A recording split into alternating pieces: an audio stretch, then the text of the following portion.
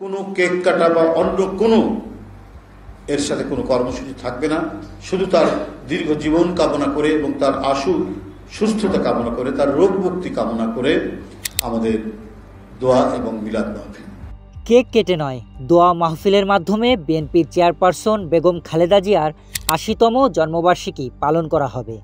বুধবার গুলশানে বিএনপির চেয়ারপারসনের কার্যালয়ে আয়োজিত এক সংবাদ সম্মেলনে দলের সিনিয়র যুগ্ম মহাসচিব রুহুল কবির রিজভী একথা জানান। ১৫ আগস্ট দেশব্যাপী বিএনপির দলীয় কার্যালয় ও মসজিদে দোয়া মাহফিল কর্মসূচি পালিত হবে। বিগত কয়েক বছর ধরেই বিএনপি আনুষ্ঠানিকভাবে কেক কেটে জন্মদিন উদযাপন থেকে বিরত রয়েছে। দলটির নেতারা জানান, দেশনেত্রীর শারীরিক অবস্থার কথা বিবেচনা করেই এমন সিদ্ধান্ত নেওয়া হয়েছে। সেই সাথে নেত্রীর সুস্থতা কামনাই একমাত্র লক্ষ্য। মাদার অফ ডেমোক্রেসি খ্যাত বেগম জিয়ার রাজনৈতিক জীবন তথা ব্যক্তিজীবন বেশ বৈচিত্র্যময় ও আবেগঘন। ১৯৪৫ সালের ১৫ আগস্ট দিনাজপুরে জন্মগ্রহণ করেন খালেদা জিয়া। ৩ বোন ও ২ ভাইয়ের মধ্যে তিনি তৃতীয়। বাবা ইস্কন্দর মজুমদার ছিলেন একজন ব্যবসায়ী এবং মা বেগম তৈয়বা মজুমদার ছিলেন গৃহিণী। পৈতৃক নিবাস ফেনীর ফুলগাজীতে হলেও বাবার কর্মসূত্রে শৈশব ও কৈশোর কেটেছে দিনাজপুরে। ছোটবেলা থেকেই তিনি ছিলেন আত্মবিশ্বাসী ও মেধাবী, যদিও পরবর্তী জীবনে রাজনৈতিক পথ চলার কোনো পরিকল্পনা ছিল না তার। ১৯৬০ সালে তিনি পাকিস্তান সেনাবাহিনীর তরুণ কর্মকর্তা জিয়াউর রহমানের সঙ্গে বিবাহ বন্ধনে আবদ্ধ হন। বিয়ের পর তার সংসার জীবন শুরু হয় ঢাকায়। তার স্বামী লেফটেন্যান্ট জেনারেল জিয়াউর রহমান পরবর্তীতে মুক্তিযুদ্ধে বীরোচিত অবদান রাখেন এবং স্বাধীনতা পরবর্তীতে বাংলাদেশের রাষ্ট্রপতি হিসেবেও দায়িত্ব পালন করেন। ১৯৮১ সালের ৩০ মে চট্টগ্রামে এক সামরিক অভ্যুত্থানে স্বামী রাষ্ট্রপতি জিয়াউর রহমান নিহত হওয়ার পর গৃহবধূ খালেদা জিয়া রাজনীতিতে প্রবেশ করেন। প্রথমে বিএনপির ভাইস চেয়ারম্যান, এরপর ১৯৮৪ সালে দলের চেয়ারপারসন নির্বাচিত হন তিনি। এই পদে টানা ৩ দশক ধরে দায়িত্ব পালন করেন, যা বাংলাদেশের রাজনীতিতে বিরল উদাহরণ। বেগম খালেদা জিয়া বাংলাদেশের ইতিহাসে প্রথম নারী প্রধানমন্ত্রী হিসেবে ১৯৯১ সালে দায়িত্ব গ্রহণ করেন।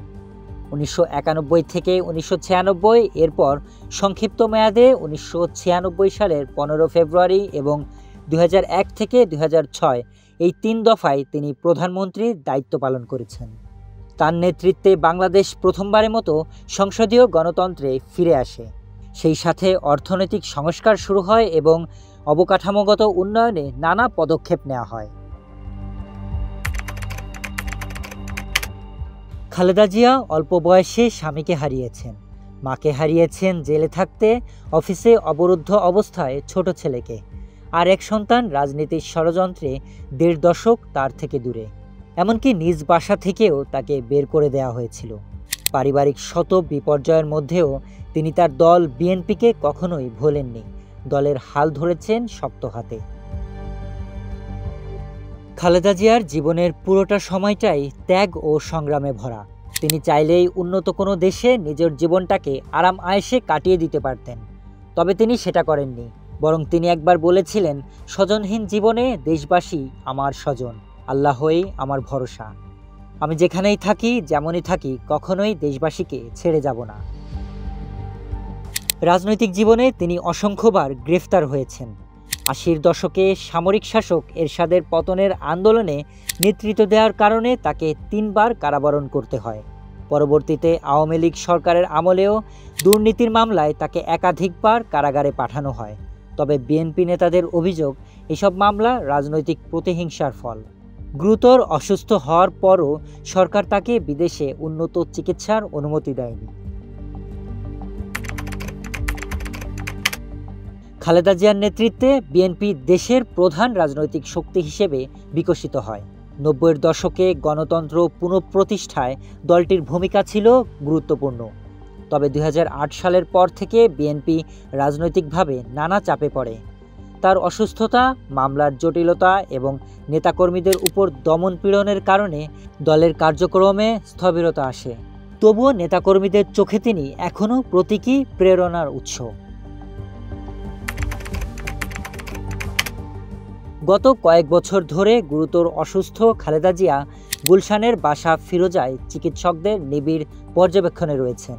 রাজনৈতিক কর্মকাণ্ডে সরাসরি অংশ নিতে না পারলেও ঈদসহ বিশেষ উপলক্ষে তিনি দলের শীর্ষ নেতাদের সঙ্গে শুভেচ্ছা বিনিময় করেন, সেই সাথে দলকে বিভিন্ন দিক নির্দেশনা দেন।